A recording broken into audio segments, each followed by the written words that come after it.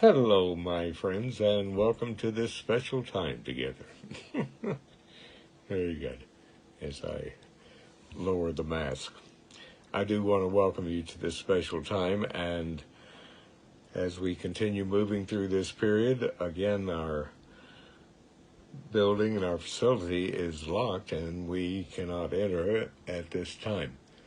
So we're doing the Sunday morning and the Wednesday night Religious Science in Depth service here on the internet. And I do want to welcome you and thank you for clicking onto this. I was very fortunate in my studies to study with Dr. Fenwick Holmes, who, in talking about entering the ministry, he pointed out to me that if you are in communication and teaching a lesson on Sunday or Wednesday or classes, you want the people to leave with what you said and not necessarily the way you said it. So let's focus on the lesson that we can explore this evening and figure out how to apply it in such a way that we can move through this period of lockup and the virus in a positive and healthy way. I've been teaching for years. Again, I mentioned this the other day. If you want to master where you want to be, you must first master where you are. And we all have a challenge in front of us. But I think the key to the challenge is the metaphysical understanding of persistence. To change your mind and keep it changed. You see, this is part of the ongoing creative process that we're all involved in, because you are the creative process in your experience.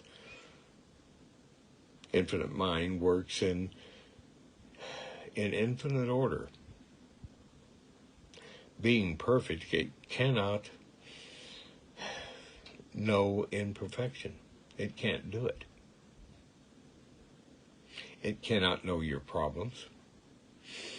It can only know you as a perfect idea of itself. Now, how do we correct this spiritual mind treatment? Why? Because spiritual mind treatment corrects your thinking. It has no effect on divine mind. It does have an effect on you. That is why we never ask God for anything. We affirm the end result we want and deny any mental causation that would prevent demonstration. What we learn as students of New Thought, religious science, divine science, unity, is that casual spiritual thinking does not bring about results. There's a lot of people who get into cliches and platitudes about things. We begin to realize that cliches and platitudes are really useless. Only definite and persistent thinking, my dear friends, changes patterns in the subjective mind. 3 minutes of clear thinking, followed by hours of worry, will never solve a problem. It will never change anything for the better. And that's what a lot of people do. They think positive for 3 minutes and then worry for 24 hours. Ill feelings about what we're all moving through. So our challenge is not whether we're moving through it, but how we're going to move through it. That we can decide. What you need to do is treat for yourself.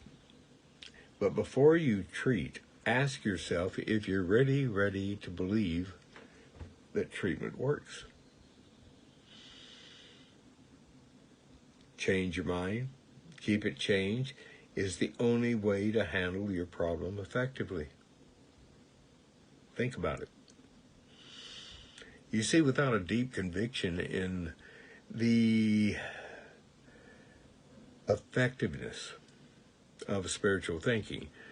You are fooling yourself and you will not have a result.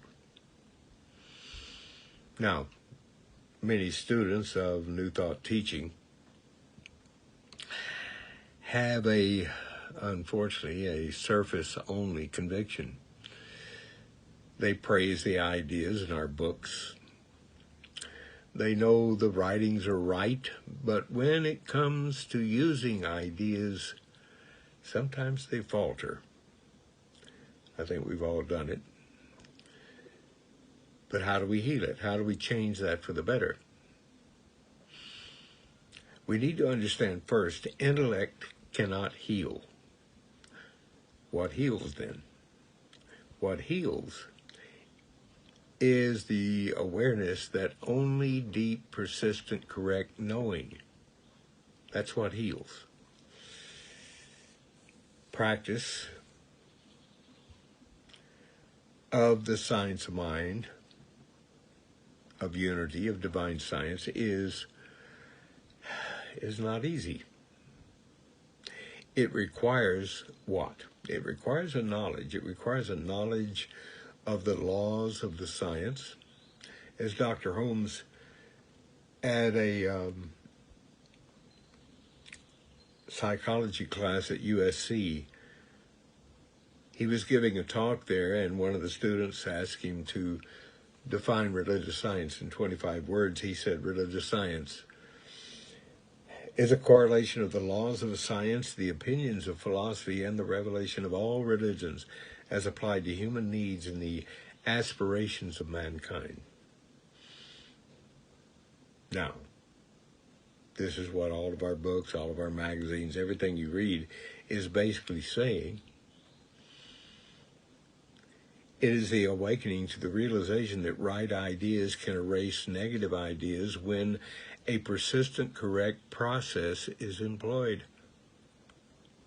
Think about it.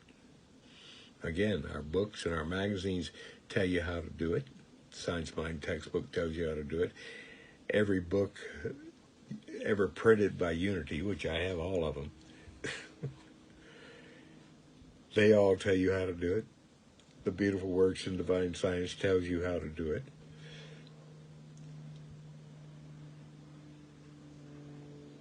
But you see, my friends, you're the only one that can realize that you are the only thinker in your life.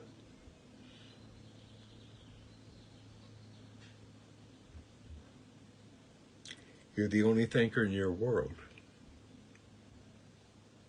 You have the capacity to change your belief. Many times in changing our belief, we look for something else to blame our situation on. But if you want to change any situation in your life, it's very simple. Just erase all fear of negatives. The great teacher Emerson, you are what you think about all day long. Ernest Holmes, we are what we think about, therefore we need to think about what we think about. Fenwick Holmes is what you think. It's easy to get caught up in negative thinking. It's easy to get attracted to somebody else's fear and doubt. Why not be different? Why not look for the answer instead of the problem? Pray without ceasing.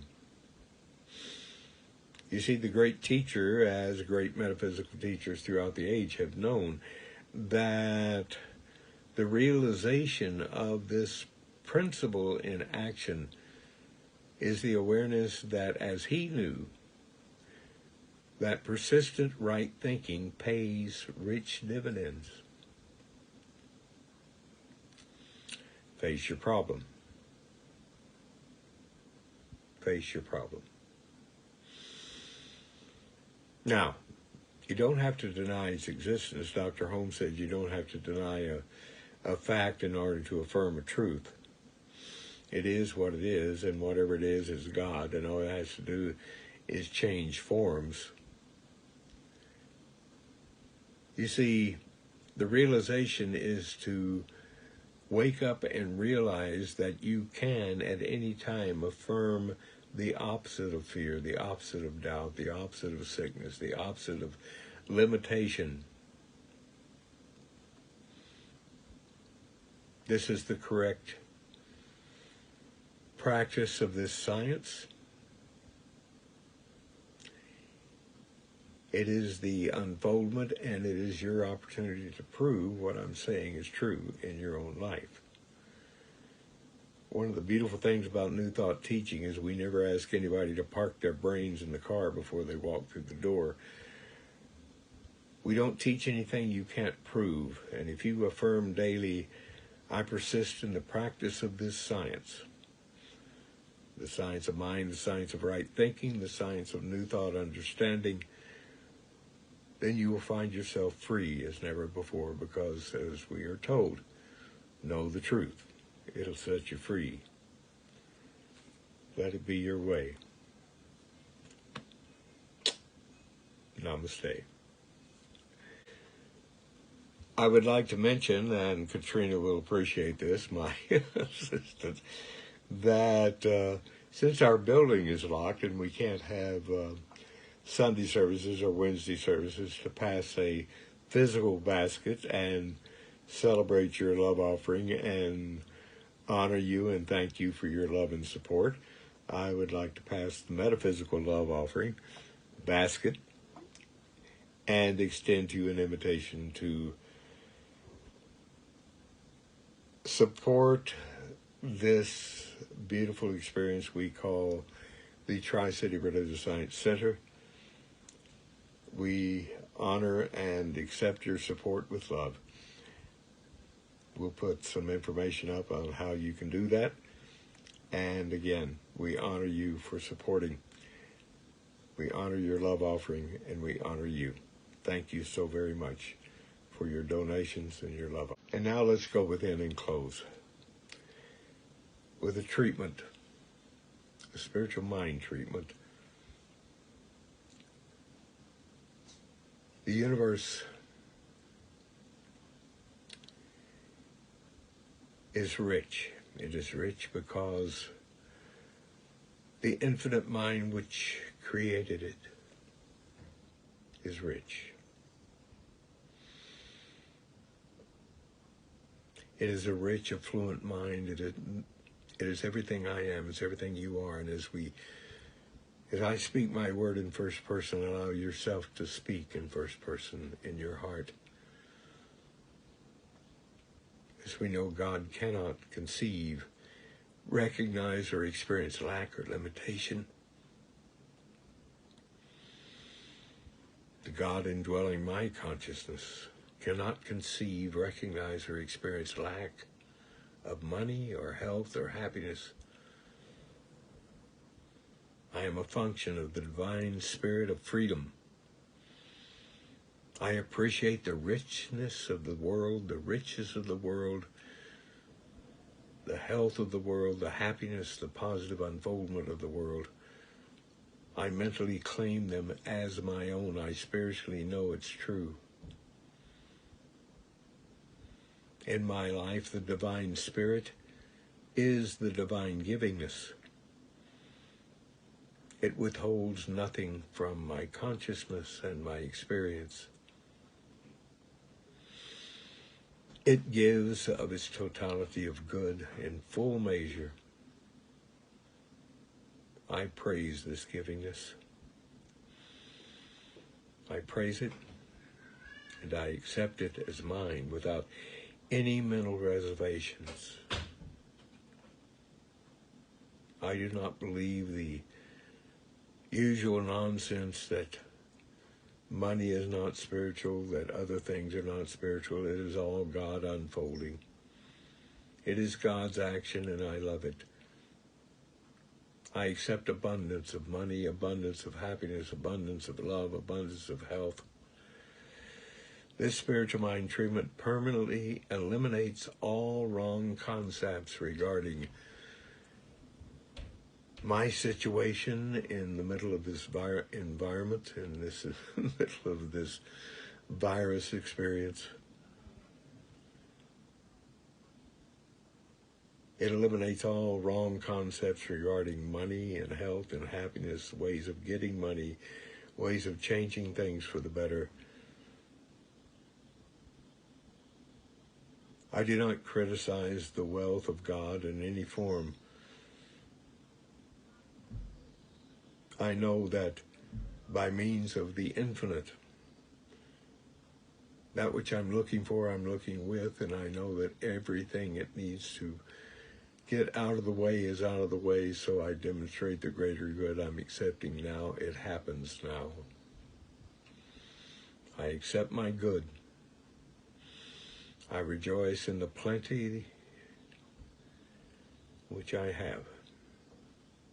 I know this is good enough to be true, and I give thanks. And so it is, and was, and shall be, in the now of forever. And so it is. Love is blessing you, my friends. Move through this, be safe, wear your mask, celebrate God everywhere at once, and let it be your way. Namaste.